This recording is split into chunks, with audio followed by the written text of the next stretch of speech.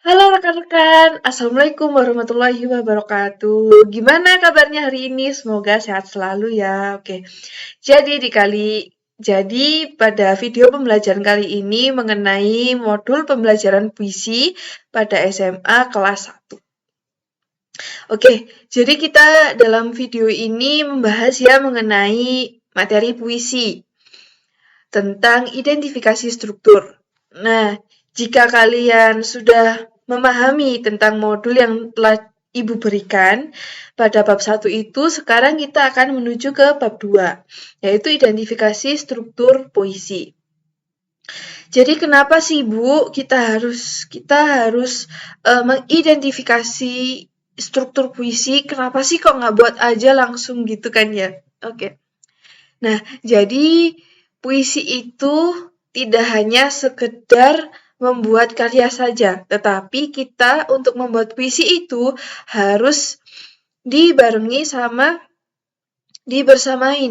sama pengetahuan kita mengenai identifikasi struktur puisi seperti apa yang harusnya kita buat, yang harusnya bisa diterima apalagi sudah di jenjang SMA ini.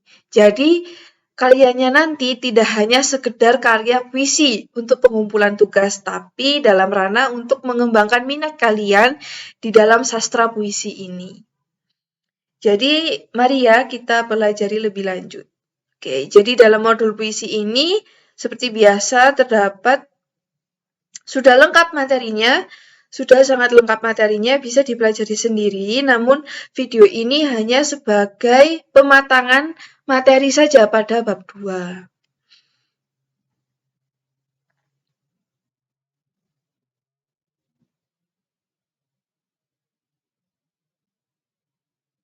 Nah, ada apa aja sih Bu struktur puisi itu sebenarnya? Mengapa sih kita harus diwajibkan untuk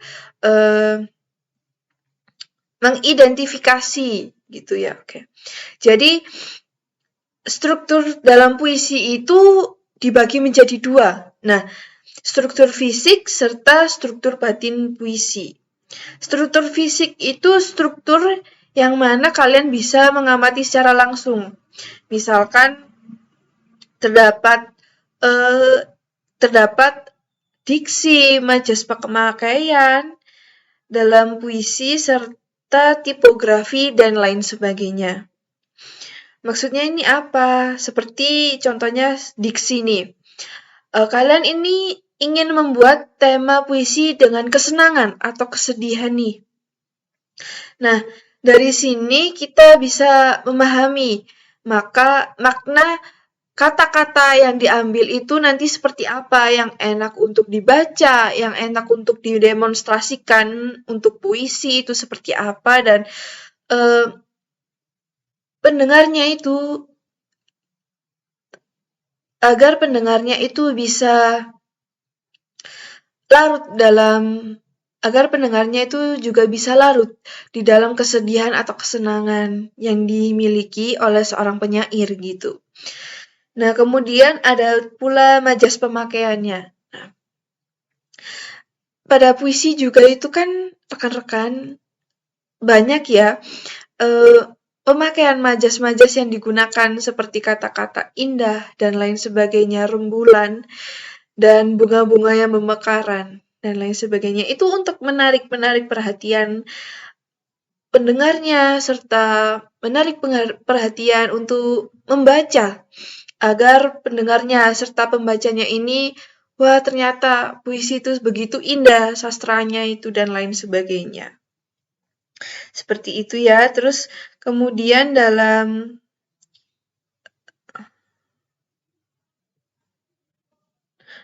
sini tuh banyak sekali pemakaian majas, kata konkret, imajinasi, rima, dan irama. Jadi kalian nanti tidak perlu khawatir karena jika video ini video hanya untuk pematangan materi saja. Begitu ya. Nah, di dalam struktur batin ini ada apa aja sih Bu? Bedanya dengan struktur fisik itu apa? Kalau struktur fisik itu struktur yang bisa kamu lihat, kamu rasakan secara langsung. Nah, kalau struktur batin itu unsur puisi yang tidak dapat diamati secara langsung. Misalkan seperti tema di dalam pikiran aja kan kalau kita membuat tema itu kayak tema puisi. Nah, kita kan berandai-andai, berimajinatif gitu kan ya. Jadi nggak bisa diamati secara langsung. Dan nadanya, nah nada untuk pembacaan puisi itu seperti apa nantinya, hanya penyair aja yang tahu. Seperti itu. Dan amanat. Tentunya, jangan lupa kalau kalian ingin membuat puisi itu pasti semua ada amanatnya. Ada pesan yang disampaikan oleh penyair kepada pembaca atau pendengarnya. Gitu ya.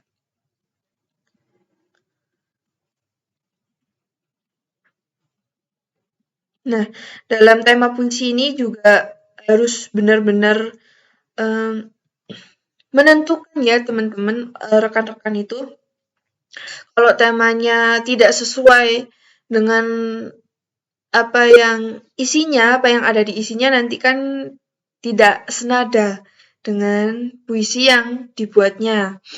Seperti itu. Jadi, seperti itu ya teman-teman, rekan-rekan semua, siswa-siswiku.